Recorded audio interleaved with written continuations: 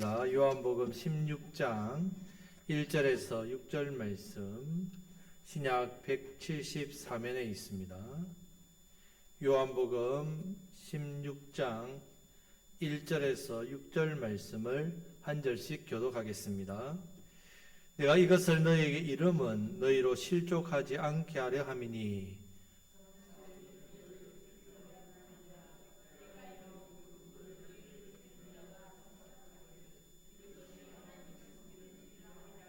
그들이 이런 일을 할 것은 아버지 하나를 알지 못함이라.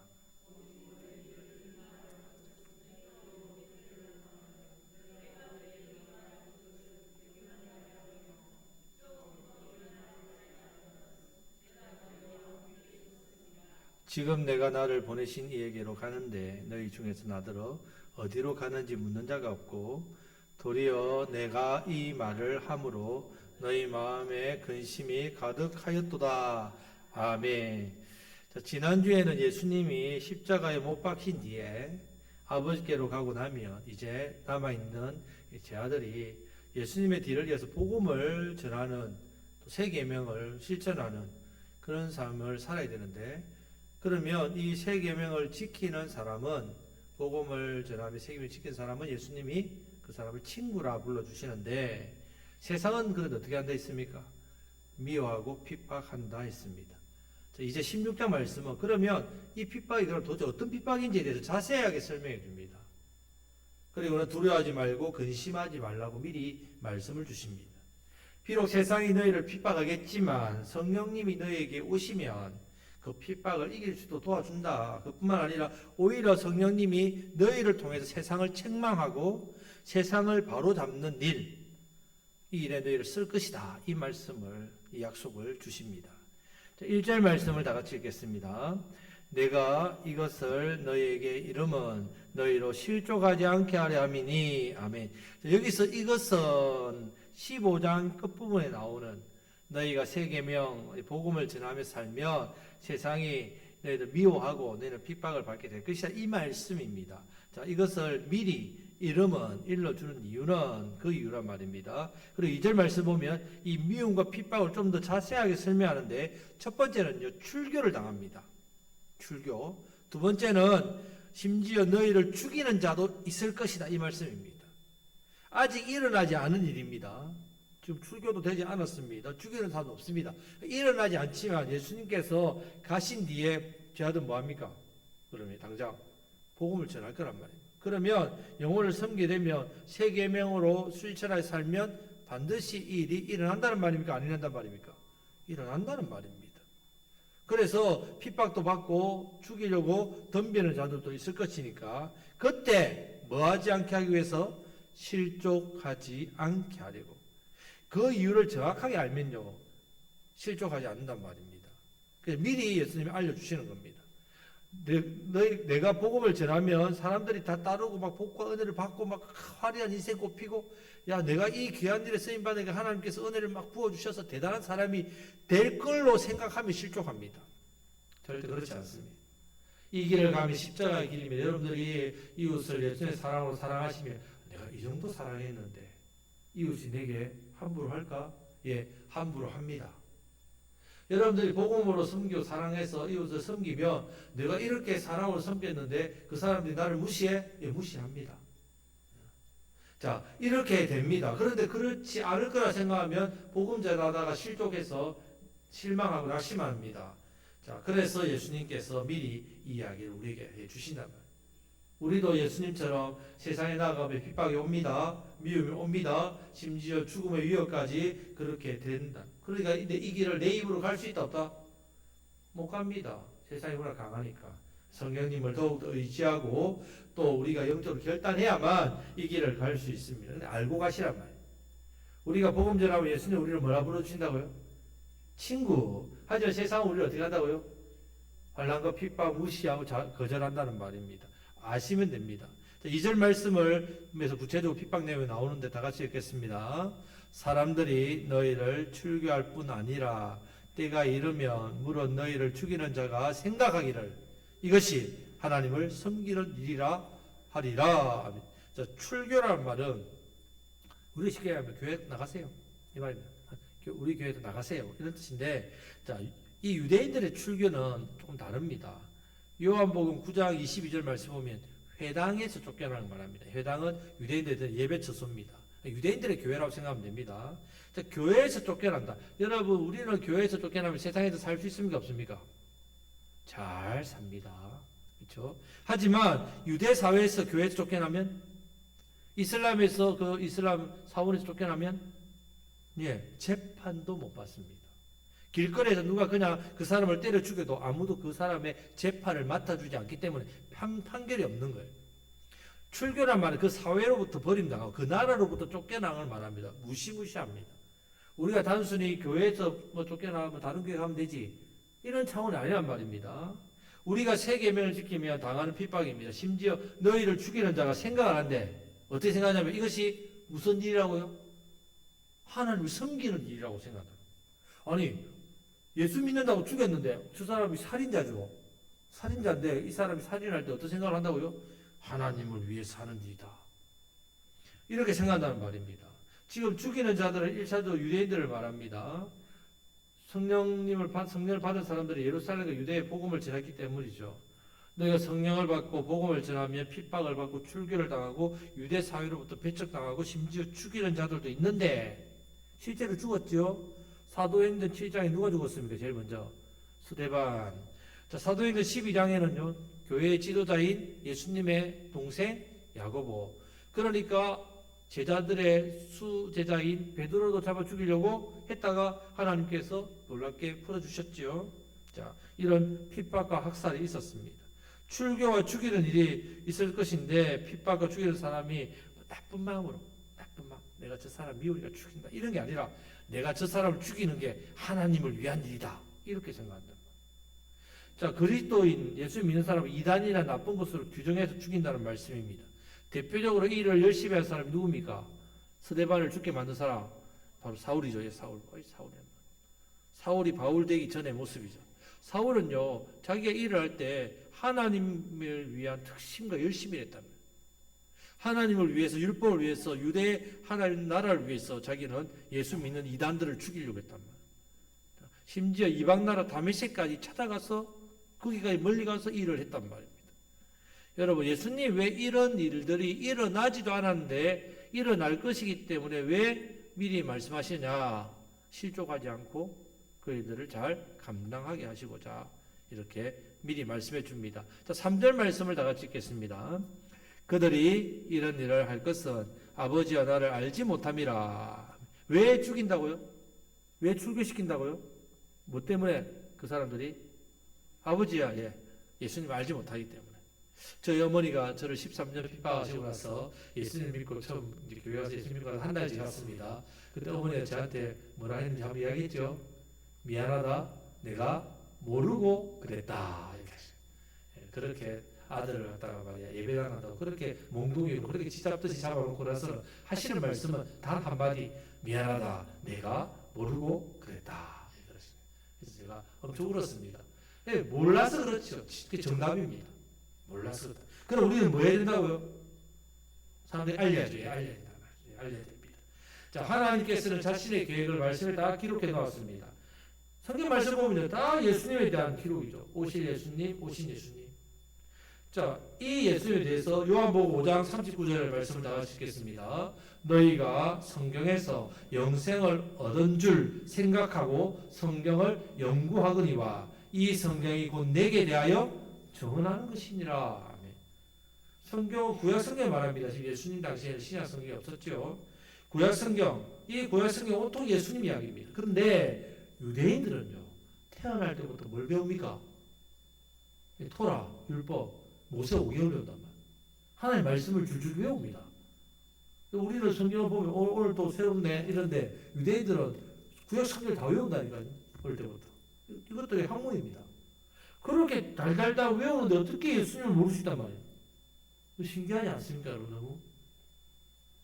왜 그러냐? 근성으로 성경을 읽기 때문에 그렇습니다. 마음은 어디 있다고요? 세상에 있는데 어릴 때부터 배워야 되니까 있는 겁니다. 마음은 쾌락, 돈, 세상 즐거움이 있는데 성경은 배워야 되니까 학문적으로. 그렇게 배우니까 그곳에서 예수님을 보지 못하는, 막상 메시아 왔는데 모르는 겁니다. 오히려 예수님을 전하는 자들을 죽이려고 한단 말이에요. 한마디로 왜 그런가? 아버지를 알지도 못하고 예수님을 알지 못한다. 여러분 예배당에 열심히 평생 신앙생활하는데 아버지 몰라요. 예수님이 어떤 분인지 몰라요. 이래 되면 어떻게 됩니까? 그 사람은 신앙생활 하는 거 맞습니까? 평생 교회를 다니면 뭐합니까? 아버지도 모르고 예수님도 모르는데. 우리가 말씀 신앙으로 써야 되는 이유가 그렇습니다. 말씀을 통해 하나님을 알고 예수님을 알고 바로 믿기 때문에. 참 말씀 신앙으로 서시기를 축복합니다. 자, 4절 말씀을 다 같이 읽겠습니다. 오직 너희에게 이 말을 한 것은 너희로 그 때를 당하면 내가 너희에게 말한 이것을 기억나게 하려 함이요. 처음부터 이 말을 하지 아니한 것은 내가 너희와 함께 있었음이라. 아멘. 이 말씀은 1절 말씀과 비슷합니다. 아직 일어나지 않은 일에 대해서 말씀하시면서 핍박과 미움을 받을 것이고 출교를 당할 것이고 심지어 죽임을 당할 것인데, 그럼 왜 이런 이야기를 미리 하시냐면 이런 일을 당했을 때 실족하지 않게 하려고, 잘 기억하고 감당하도록, 잊어버리지도 않고 기억해서 예수님이 그래서 그때 이 말씀을 주셨구나.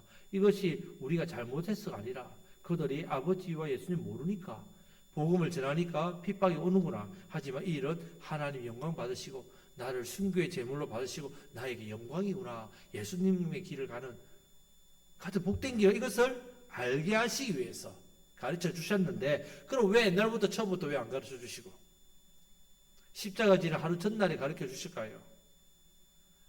처음부터 이 말을 하지 않은 것은 내가 너희와 뭐하고 있다고요? 함께 있었다. 예수님이 함께 계시니까. 그래서 이것을 미리 가르쳐 주실 필요가 없다는 말입니다. 하지만 이제 십자가에서 달려 돌아가시면 계십니까? 안 계십니까? 함께 계실 수 없기 때문에, 그래서 새 계명을 줍니다. 새 계명을 받고 이기라고. 새 계명을 실천할 때에 순종들면 예수님은 그 사람의 친구가 되어주시니까 성령님이 보내주셔가지고 도와주시고 교제해주시고 이기도록 힘주시니까, 그래서 이 말씀 새 계명을 주시는 겁니다. 세상은 너희를 미워하고 핍박하고 원수로 이길 것이고 출교도 무섭지만 심지어 죽이기까지 한다. 그때 실족할 필요 없다. 이 일은 당연한 일이다. 내가 십자가에서 죽은 이유처럼 당연한 일이다. 하지만 이것으로 끝나지 않는다는 것은 예수님처럼 영광의 자리에 임한다는 말씀합니다. 처음부터 이런 이야기를 하지 않은 이유는요, 그 당시에 제자들은요 복음을 전하지 않았습니다. 한두 번 정도 전했죠. 예수님이 훈련시킨다고 12 제자 파송도 하고 70인 제자 파송도 하고 그렇게 했지만 예수님만 복음 전했기 때문에 제자들은 안 전했습니다. 하지만 예수님은 이제 십자가 지시고 가시면 이제 누가 전합니까? 복음을. 제자들이 전하기 때문에, 전하면 당연히 뭘 받는다고요? 핍박, 환난, 어려움, 미움을 받는단 말입니다. 이제 이 각오를 할 때가 되었다는 말입니다. 성도 여러분, 예수님의 이 말씀을 감당할 수 있는 믿음과 그릇 되시기를 축복합니다. 여러분들이 복음을 전하고 어려움을 당했을 때 실족하지 마시고, 내가 예수님의 사랑으로 이웃을 꾸준히 섬기고 기도하고 전도했는데 아예 반응도 없고 늘 사람 섬기는데 콧방귀 끼고 무시하고 여러분들을 핍박하더라도 여러분 낙심하지 말란 말입니다. 왜 그렇습니까? 여러분들이 문제가 있는 게 아닙니다. 내가 뭔가 좀 잘못하고 부족해서가 아니라 그 사람들이 누구를 모르기 때문에, 아버지와 예수님을 모르기 때문에, 믿음이 없기 때문에, 성령님께서 구원받은 믿음을 주시지 않았기 때문에. 마태복음 13장에는 그 마음밭이 길가, 돌자, 가시밭이기 때문에 씨앗을 뿌려도 자란다 못 자란다? 못 자랍니다. 어떤 밭만? 옥토만. 그 마음밭이 아직 옥토가 안 되었기 때문에 여러분들이 길가에다가 씨 뿌려놓고 씨가 안 자란다고 여러분 낙심합니까? 어떻게 합니까? 그러면 돌뿌리를 치울 생각을 하죠. 가시가 있으면 가시를 걷어낼 생각을 하지 그 자라지 않는다고 낙심하지 않듯이 우리가 그 사람 마음밭이 그렇단 말입니다. 우리는 맡겨주신 새 계명, 영혼을 섬기는 이 사명 잘 감당하기만 하면 됩니다. 이 사명도 잘 감당하실 축복합니다. 아멘. 자, 5절 6절 말씀을 다 같이 읽겠습니다. 지금 내가 나를 보내신 이에게로 가는데 너희 중에 나더러 어디로 가는지 묻는 자가 없고 도리어 내가 이 말을 함으로 너희 마음에 근심이 가득하였도다. 아멘. 자, 이 말을 들은 제자들 마음이 어떻겠습니까? 당연히 마음이 부담스럽지요. 예수님은 자꾸 아버지께로 간다고 하시는데 듣다 보면 죽는다는 말씀 같은데 계속 죽음에 대한 이야기 하시니까 십자가에 달려 죽는다. 십자가가 끔찍하잖아요. 끔찍. 그 당시에는 사람들이 뭔지 다 압니다. 십자가에 죽는다 하시니까 아니 예수님이 무슨 그런 처형을 당하신다? 그런 무시무시한 죄인들이 지는 그 사회 형태를 왜 지시지? 이런 생각을 했단 말입니다. 그런데 물어보는 사람이 없었습니다. 우리같이 궁금한 사람 물어볼 건데 예수님 뭐에 죽는다고 자꾸 하세요? 그 무시무시한 십자가를 왜 지세요? 물어볼 건데 아무도 묻는 사람이 없겠습니다. 예수님이 아버지께로 간다고 하시면서 고난과 어려움이 있을 것인데 그런데도 그 말씀해도 반응이 없다는 것은 왜 그러냐? 제 아들은 아직 무엇을 받지 못했기 때문에 성령님을 받지 못했기 때문에 내용을 이해를 못하는 겁니다. 주님 도대체 어디 가십니까? 십자가에 죽고 부활하신다 아버지께로 간다 하실 때 그게 무슨 일입니까? 왜 그 길을 가셔야 합니까? 그게 우리한테 좋은 일입니까? 손해입니까? 물어봐야 되는데 묻는 자가 없다는 말입니다. 묻는 자도 없고 도리어 예수님이 말씀하니까 마음에 뭐만 쌓여간다고요? 근심만 가득 차고 있단 말이에요. 예수님 죽고 나면 우리가 핍박당하나? 우리가 그럼 세상으로부터 버림당하나? 근심만 가득한 겁니다. 성도 여러분, 성령을 받지 않는 사람에게는요, 새 계명을 요구하고 주님으로부터 친구가 되고 세상으로부터 핍박받는다. 이런 이야기를 들을 때, 말씀을 들을 때 마음에 부담, 근심, 염려만 생긴단 말입니다. 여러분들이 내 안에 계신 성령님을 의지하셔야만 이 말씀을, 나의 말씀을 받을 수 있습니다. 교회를 다니지만 성령을 받지 못하고 성령을 의지하지 못하고 그렇게 살게 되면요, 세상과 복음 사이에서 머뭇머뭇합니다. 하나님과 세상 사이에서 머뭇머뭇한 삶을 산단 말입니다. 복된 사명을 받아도 그 복에 대한 기대도 없고 내가 복음을 전하는 이 사명이 얼마나 귀한데도 알면서도 그렇게 선뜻 다른 사람에게 예수 생명 보고 한 번 못 들어보는 거예요. 입술이 안 떼어진단 말이에요. 입이. 왜 안 떼어지느냐? 그 복된 사명을 받아도 그것이 복되다는 그 복에 대한 기대와 그 가치를 못 느끼니까 제대로. 거룩한 결심이 생겨야 되는데 이거는 이것 때문에 안 되고 저거는 저것 때문에 안 되고 염려와 근심만 마음속에 가득 차고 만다는 겁니다. 자, 이것을 예수님이 아시고 실상을 말씀해 주는데 미리 답을 줍니다. 자, 이것이 다음 주부터 볼 말씀인데 7절 말씀을 다 같이 읽겠습니다. 그러나 내가 너희에게 실상을 말하노니 내가 떠나가는 것이 너희에게 유익이라. 내가 떠나가지 아니하면 보혜사가 너희에게로 오시지 아니할 것이요 가면 내가 그를 너희에게로 보내리니. 아멘. 유익이란 말입니까? 유익이 아니란 말입니까? 유익이란 말입니다. 자, 이 부분을 다음 주에 한번 말씀을 다루겠습니다.